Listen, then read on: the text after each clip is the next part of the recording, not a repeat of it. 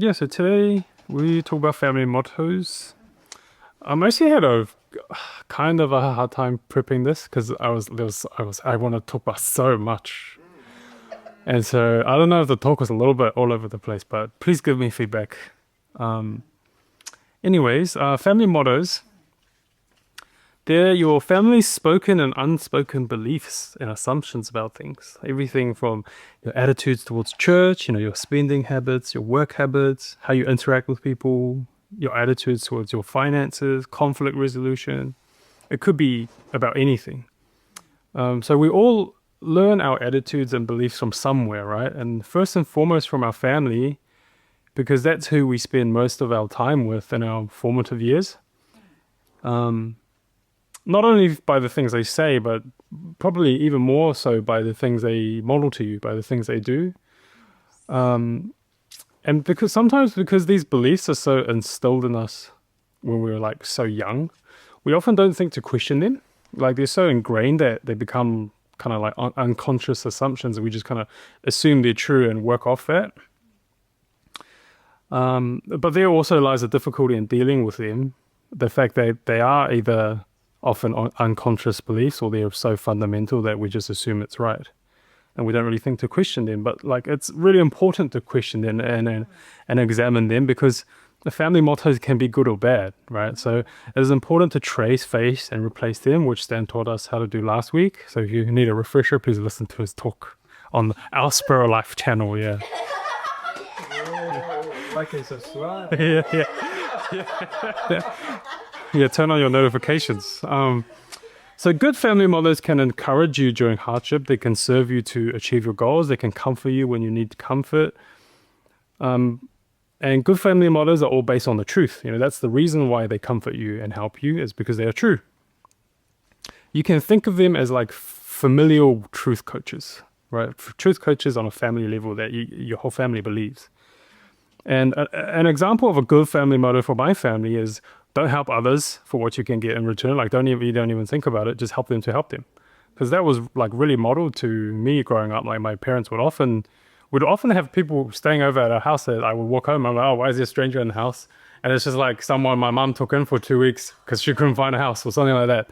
Or like there'd be someone over during some sort of festival and they bring gifts, and I'm like, who's that?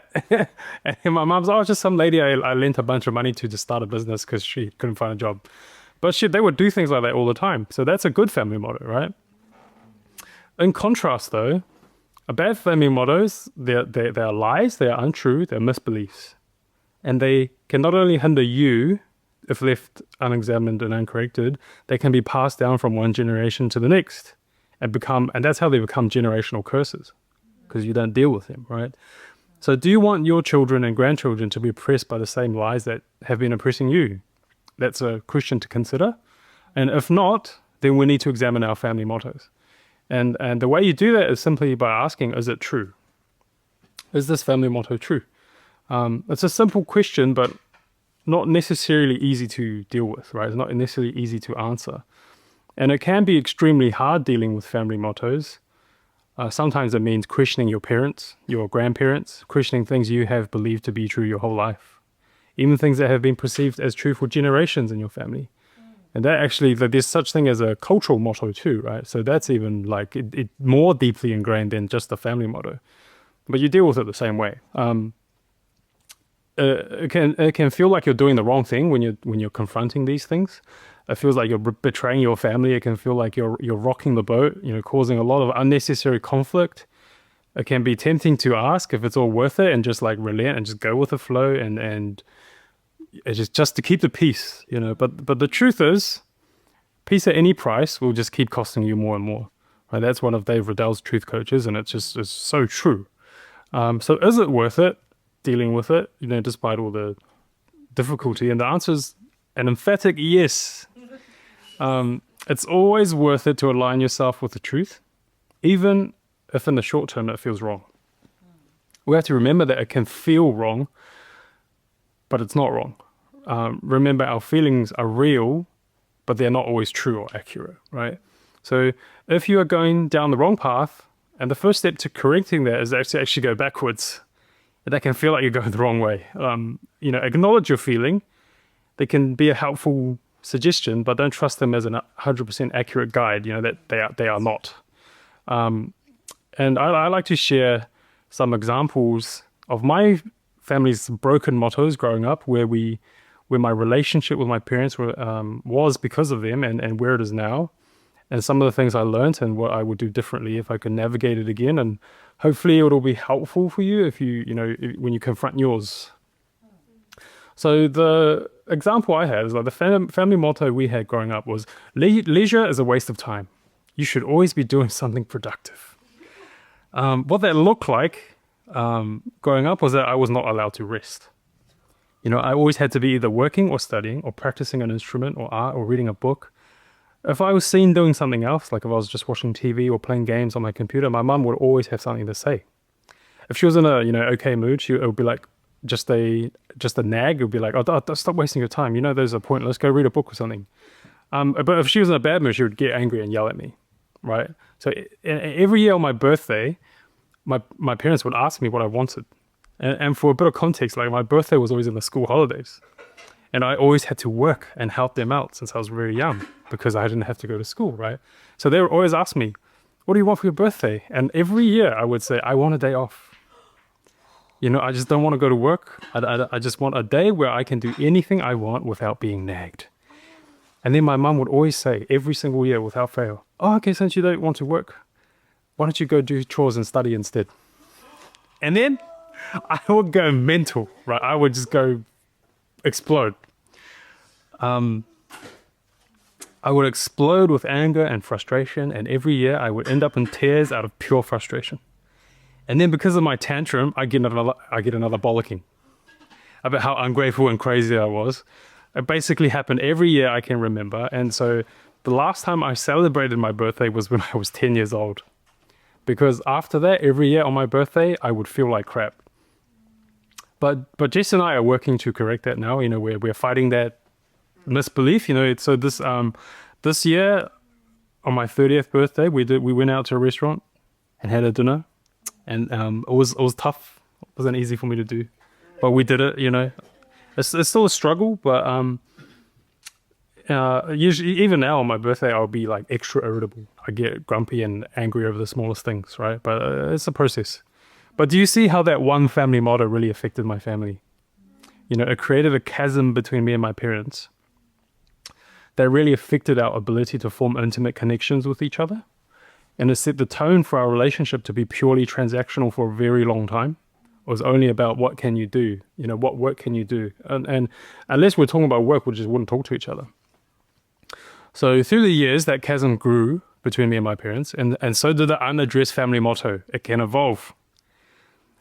Because it wasn't corrected, and it evolved from rest is a waste of time so that was like what my parents believed, rest is a waste of time. By the time it got to me, it evolved to rest is not only a waste of time, rest is weakness.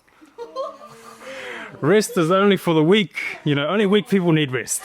But guess what? Everyone gets tired. So I got stuck in this cycle. The more I worked, the more tired I got. The more I needed rest, the weaker I felt. Therefore, the more I worked to stop feeling weak. So that's a vicious cycle, right? And soon enough, I stopped resting altogether. And the only time I would really stop is when I crashed out.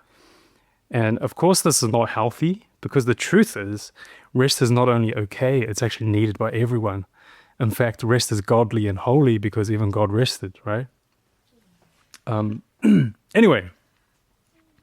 I lived like that for like 15 years until I was about 26, 27 years old, and I completely burnt out. Couldn't do anything more. And then I came home and I told my parents that I was heavily, heavily depressed and I needed a break from everything. Like, I'm not just saying from study or work, like no study, no work, no house chores, no nothing. I need a break. And because of the family motto we all believed in, that did not go down well at all. My parents' first response to me telling them that I was like super depressed and almost quite suicidal since I was 15 was like, they were like, what? Where's this coming from? Why are you so weak? You have to admit that your own weakness contributed to this. And these are like, exact quotes of what my mom said to me. You know, I would overhear them talking about me behind my back in their own room. They didn't know I could hear them. They would say things like, oh, he's just so lazy. You know, he's not putting any effort into picking himself back up. You know, he's not even trying. And so for about a year, me and my mum were like a spark and gasoline. You know, the slightest contact and we would blow up. We literally could not hold a normal conversation at all for more than 3 sentences. You know, I would accuse her of all the things she said and did to me and blah, blah, blah. And then she would get defensive and gaslight me because she didn't want to like feel guilty. I was like, I didn't do that. I didn't say that. That's not what I meant, blah, blah, blah. And then she'd start yelling and then I would yell back, and not helpful for anyone. And there were countless times where I would storm out of my house, drive somewhere and like literally just break down crying. And sometimes I'd call Jess. And sometimes my mum would call Jess too. It was quite a hard time to navigate, but now looking back, you know, all their opinions on depression, on rest, on weakness, on everything were all tainted by that family motto. You know, that rest is a waste of time, or it shouldn't be done. You should always be doing something productive. And it's not that they were like purposely abusive to me. They lived by that family motto too. They were exhausted and tired, you know.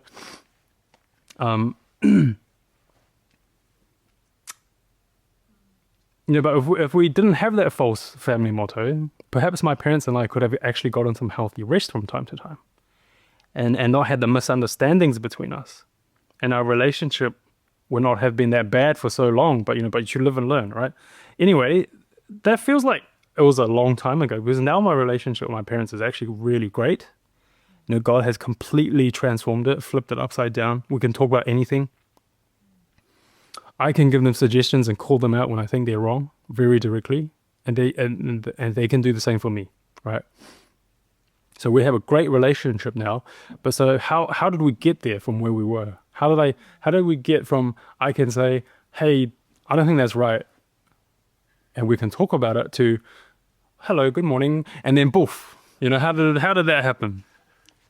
You know, I prayed to God to fix my crazy parents in Jesus' name, and it was done. Yeah, that's the secret. Everyone, go home. Thanks for listening. And that's how it works. Yeah. So if you have struggles and you prayed about it and it's not changed, you need to pray more, right? No, like, of course not. You know, it was a long, hard, faith-stretching process. You know, God loves us too much to do what we ought to do for ourselves, for us, because then you don't grow. Right, you become a spoiled child. Because if we see someone who's like 20 and they still don't know how to do their own laundry because their mother did it for them their whole life, that's not love. You've literally ruined the child. And God does not want to do that to us. So he wants us to do things that we ought to do for ourselves. Even if we suck at it in the beginning, we have to learn and try, right? And that's what he wants. It's the heart of a father, not a rescuer. But he is there every step of the way, helping us. So even though we do the thing, he's helping us. We're not doing it alone, right? And here are a few points that I have concluded that I think made a difference in our relationship and what I would do differently now. Number 1, be deeply rooted in the truth. You have to make sure you're on the right side before you commit to the battle, right? Otherwise, you're fighting for the wrong side. And the more effort you put into it, the farther away you are from where you're going, right? And so how do you know if something is true or false? Well, number 1, what does God say about it? Because if God says something is true, then it's true. And all other opinions to the contrary are wrong, okay? That's just simply how it works. Because God is the truth, right? And to know that, what God thinks, we need to read our Bible, number 1. And pray, right? You actually have to form an intimate connection with God before you know what he thinks about things, right? There's really no substitute to that. And secondly, what do the others around you say about it?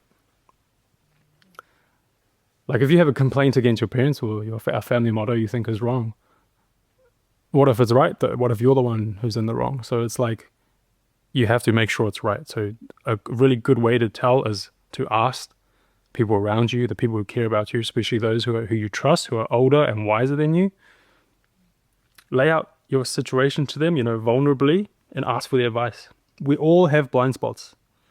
And that's why it's important to have a community around you whom you can seek counsel from and be vulnerable and accountable to, and tell them the situation and examine your blind spots, right? Number 3, does what you believe set you free, or does it oppress you? That's a good litmus test, I think, and one we learn from living wisdom as well. Because the truth always sets free and empowers. So if you feel like you're empowered, you're probably believing the truth. If you feel obligated, trapped, like you have no choice, then you probably don't believe the truth yet. And that's another way you can tell. But being rooted in the truth will empower you to face the lies.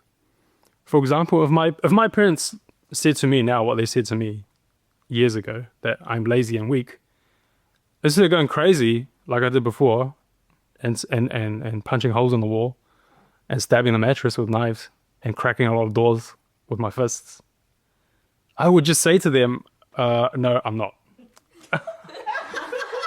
In that exact tone, right? And get on with my day. And I'm able to do that because I'm rooted in the truth, right? I'm no longer getting my opinion of myself from them, but from the truth, right? And it's no different to if someone said I had blonde hair. Like, I don't, obviously, but that statement wouldn't make me angry, right? And they're both like, you're weak and you have blonde hair. They're both just false statements, but why do some false statements get us so worked up? It's worth examining, right? Like, it's actually all about inside us. So the solution isn't to tell the other person, hey, I'm not weak, don't say that. It's actually ask yourself, why did I get triggered by that? So good. And if after examining the statement that someone says, and you come to the hard conclusion that actually what they're saying is right, like if I was lazy and my parents call me lazy, they don't get angry either. Thank them for caring enough for you to point that out at the risk of you blowing up, right? Treasure that relationship because it's a good one. And being rooted in the truth is what allows you to have conversations in a calm yet firm manner. Just like, if they call me weak, I'll be like, no, I'm not. And it will help you make so much progress. There will be more chances to actually communicate because the conversation will not turn into a shouting match every 3 sentences, right? And communication is like a back and forth. It needs to have a give and take. That's communication. There can be no communication if you're both just outputting, if you're not actually taking in what other people are saying. If you're both just attacking each other and yelling at each other, there's not communication. And so after I started getting more and more deeply rooted in the truth, after a while, even if my mum did start yelling and getting really defensive when I would talk to her, I was able to, instead of just yelling back or getting really worked up, I was able to just really calmly ask her, why are you yelling? What was it I said that made you react that way? And then because the way I reacted, it would shut her up and calm her down. Because instead of when you start yelling at each other, you build on each other's anger, right? They get more angry the more you get angry, and it just escalates. But when you're actually able to really calmly talk to them, it diffuses it. And then she was able to calm down, and we could actually talk about what she reacted to and communicate about exactly what she thought I was saying versus what I actually said, and talk about what her beliefs and really converse on a deeper level, right? And the progress just grew exponentially from there. So we started leaving conversations feeling like we both put down a very, very heavy load after each one that we had been carrying for a long time. It started to feel really cathartic after every conversation. We got really connected and got to know each other better. It wasn't just complaining, And so we both, I think, we both started to actually look forward to those conversations. So being rooted in the truth is actually what gives you the courage to have these hard conversations, right? Because like I said, it can feel scary challenging our parents or family sometimes, especially in the Asian culture, where there's that hierarchy. Like your parents are almost infallible, you know? So if you lack courage in confronting your family like this, know that it's not willpower that gives you courage, it's the right insight. So belief in the truth is what gives you courage. So if you feel scared to have these conversations, it's worth examining why. You know, what lie are you still loyal to? Because the truth is that there's always a balance of power. You are not like subject to your parents in the sense that they have more power than you. No. You can always say my favorite word, which is no, right? And you have to realize that as long as you are rooted in the truth, Jesus is literally by your side. Because Jesus is the truth, and the truth is God. And if God be for me, who can be against me? So if you're standing on the side of truth, who can be against you, right? He's, like, I started imagining God right by my side when I was facing my exploding mother. And then I didn't feel so scared anymore, you know? The question is, do you truly believe it? Like, we all know what the Bible says, but do you truly believe it? And then the second thing I would do different is speak the truth in love. You know, after lots of failure, I realized this is the only real way to get through to people. It's also what the Bible teaches us to do, right? So to speak the truth without love can make us accusatory and naggy. It's too rough and unpalatable for the other person. And these conversations will only leave the other party feeling attacked. And they will be automatically defensive. And wouldn't you if you were attacked? I think we all would, right? If someone came to us and just started attacking us, you'd be like, oh, what the heck? No, you know? And then you can't communicate. But to speak lovingly without the truth is not helpful for anyone.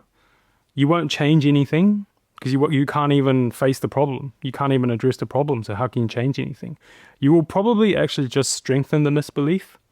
And actually, we learned at Living Wisdom that one of the predominant qualities of a cult is that they value conformity and, quote, love above the truth. And so people will lie and believe in lies all for the sake of keeping the peace, right? Do you want your family to operate like a cult? Then don't use lies as the price to pay for peace. Let's use my family motto that I talked about as a real example, right? Like that rest is a waste of time. If I approached it and talked to my parents about it with only truth and no love, it would sound something like this. Oh, but Mum, you know you really screwed me up being so critical every time I had a break. You know, what were you thinking? Now I can't even take a break without feeling guilty. You know, you're crazy. You screwed me up. All of those things would probably be true, but there's no love, right? But then, if it's only love and no truth, it'd sound like, oh, Mum, I know you were quite tough on me growing up, but that's okay. You know, I'm really thankful for it because it made me tough too. I really appreciate it. That would just strengthen the family motto, right? But the truth and love would sound something like, you don't have to yell, you don't have to accuse, you don't have to butter up to them. You just say it in like a matter-of-fact way, in a calm but firm way. Oh, Mum, you know, remember how you used to always tell me to do something else whenever I was resting? Well, to be honest, I don't think it was the best thing. You know, it made it very hard for me to rest. It actually really hurt me.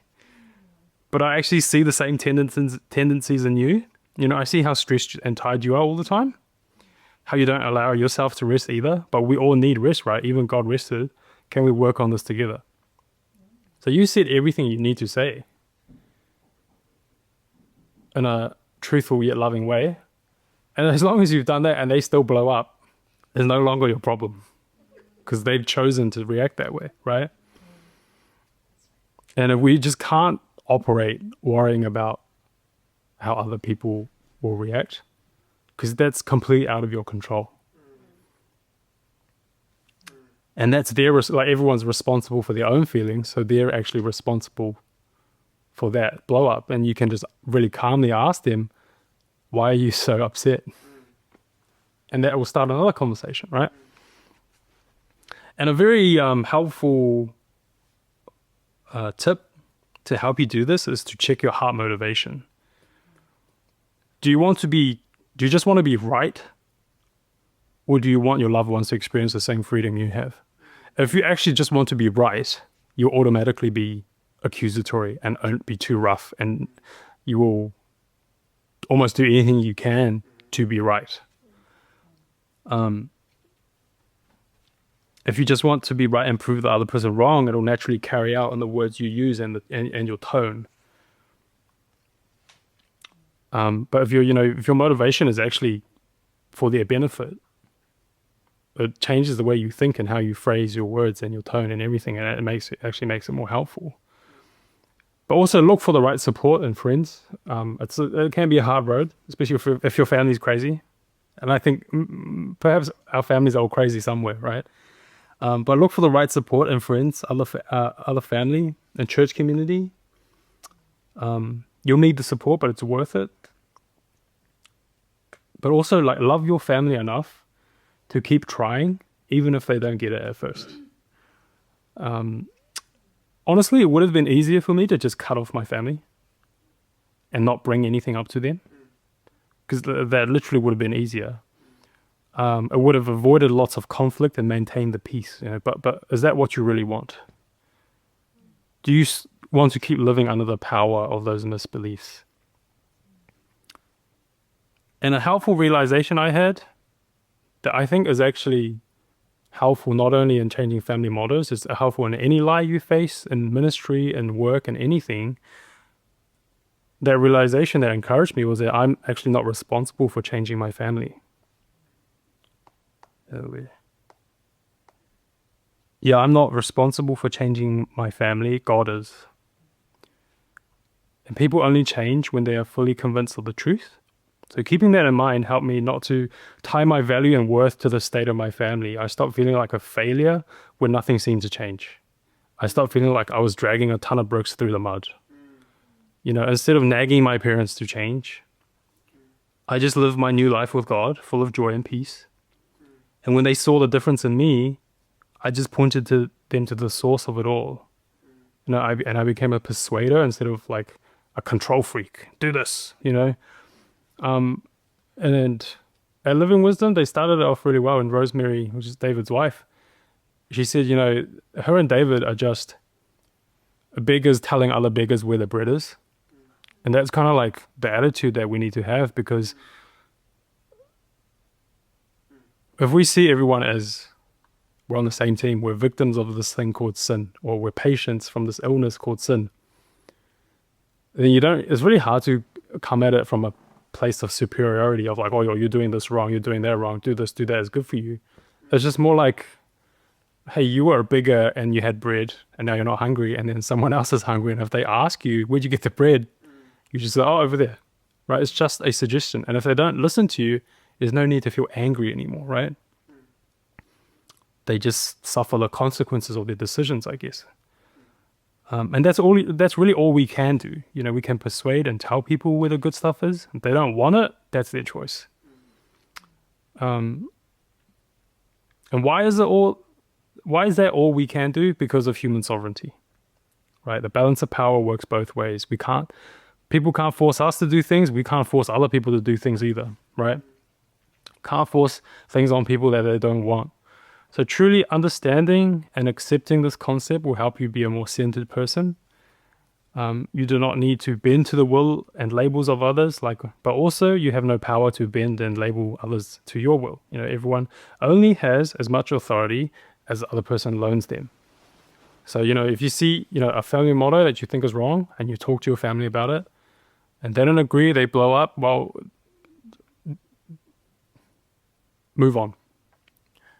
But the thing is, it's not that you're abandoning them, because you're always ready to help them when they want it, right? You just keep praying and give that responsibility to God. That's his part. And when they ask you or other opportunities come up, always be ready to have those conversations. But it's not about forcing them into change, right?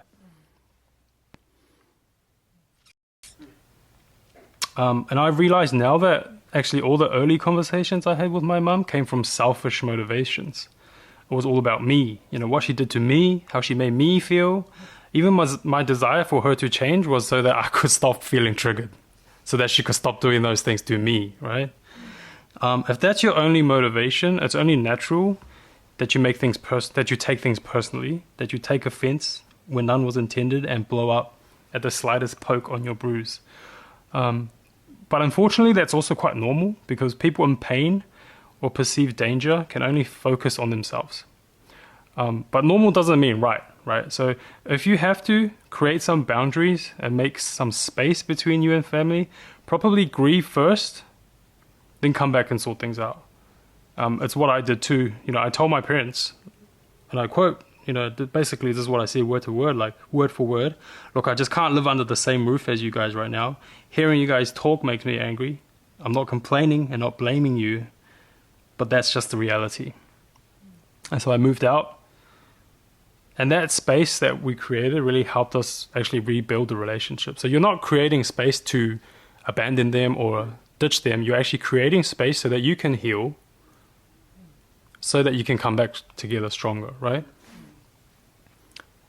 And I've mentioned a couple times now how powerful false family models can be throughout this talk. But the good news is, just like any other lie, they only have as much power over you as you choose to give them. If you believe the lie, it can destroy your life. If you don't believe it and believe the truth instead, it literally can do nothing to you. It's like a wisp of smoke that disappears into the wind. And nothing but a shadow in the night. Like sometimes shadows look big and scary, but they can't even touch you, right? And lies are actually the same. And when you realize that and truly accept it, then that also empowers you to actually face the family mottos, especially confronting, or I don't really want to use the word confronting, but dealing with it with your family. Sometimes there's a bit of, tug of war going on. But if it helps you to be healthy because you have a God-centered view of yourself, right? Like God says you're this and you believe it. And so when your family accuses you of being this and that, you're just like, no. And you can move on, And that's really when the difference starts happening. And that's true for any misbelief or false foundation, and not just family models. So you can use the things I've talked about to face any kind of false belief, right? But it's your choice whether you do it or not, really. Yeah, that's my talk. Any questions?